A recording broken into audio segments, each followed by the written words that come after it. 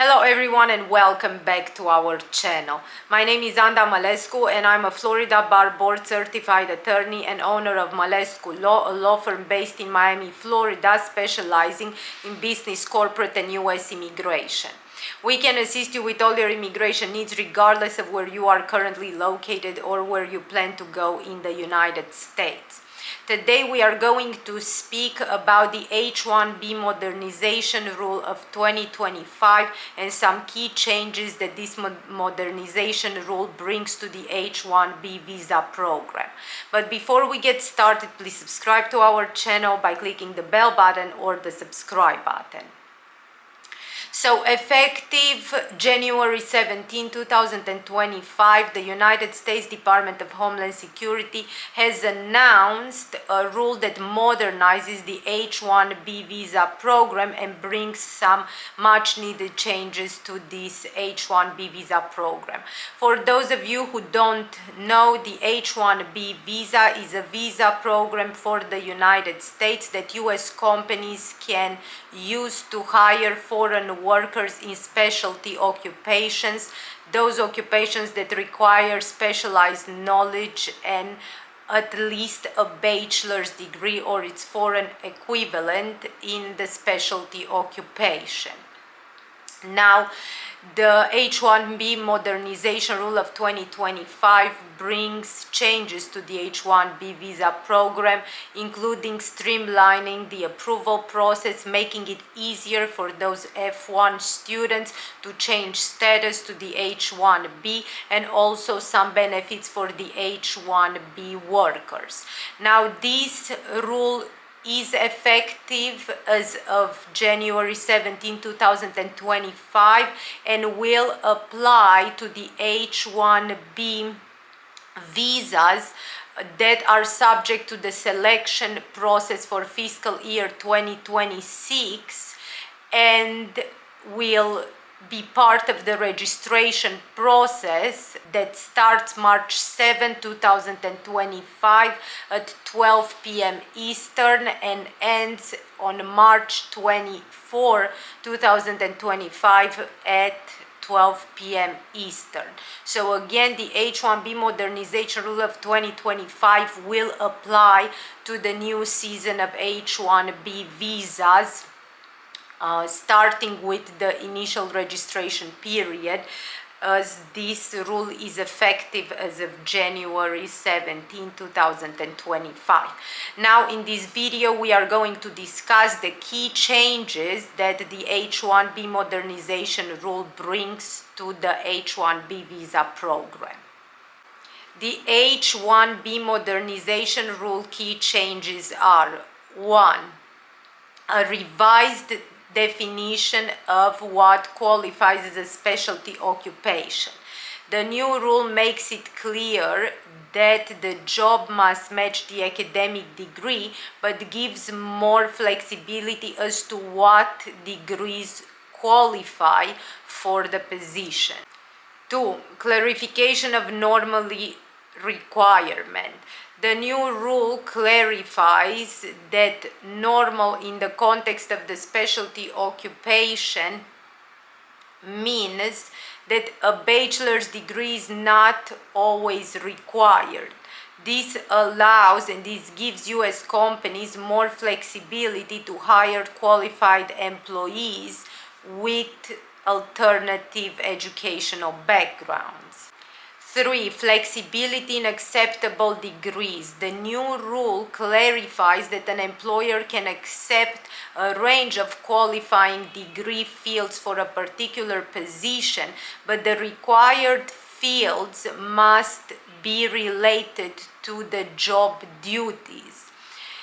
This moves away from the position that the job role must directly be related to the degree of the employee and gives more flexibility now to the employer to accept degree fields that are related to the job duties that the employee will be performing in order for the position to be a specialty occupation.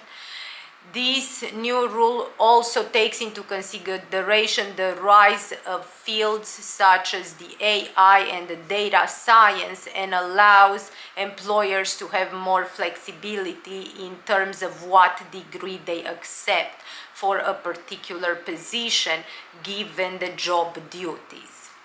4. Bona fide job offer requirement. The new rule mandates that the U.S. employer must show that they have a bona fide offer available in a specialty occupation for the H-1B beneficiary on the requested date.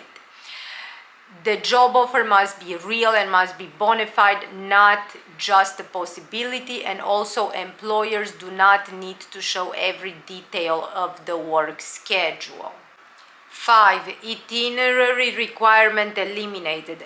Employers no longer have to provide detailed plans showing where and what work will the employee do at other companies.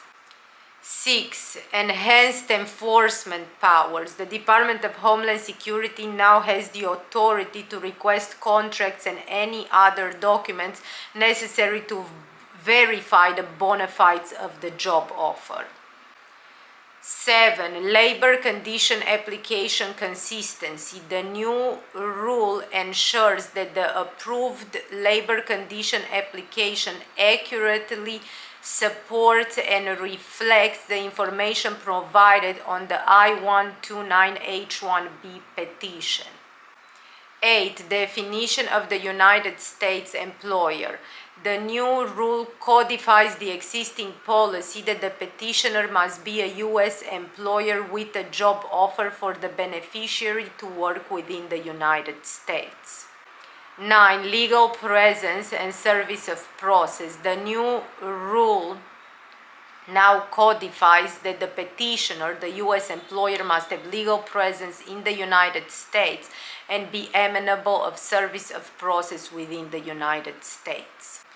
10. Eligibility for beneficiary owners. So this is actually an important change that the H-1B Modernization Rule of 2025 brings to the H-1B program, as those of you who are entrepreneurs and you own the U.S. company and you own more than half of the U.S. company, you will be able to obtain H-1B status as long as you meet the criteria under this H-1B Modernization Rule of 2025 and you also do real work for the U.S. petitioning employer. But again, as a business owner, you are provided under the new rule with the opportunity to self-sponsor your H-1B. So this is an important change to the H-1B visa program, of course, as long as you meet the criteria. Now, in terms of validity, your H-1B, your initial H-1B can be valid for 18 months, and your first H-1B renewal will be as well 18 months. 11. The new rule broadens the definition of research organizations to include entities where research is a fundamental activity, even if it is not the primary mission. 12. Cap exempt status flexibility.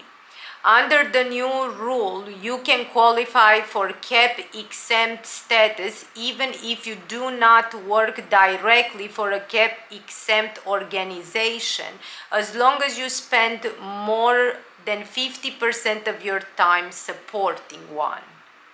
13. Improved flexibility for F-1 students. Now, the new rule will automatically extend the status and work authorization related to the F-1 student status for those F-1 students who are transitioning to an H-1B until April 1st of the following fiscal year.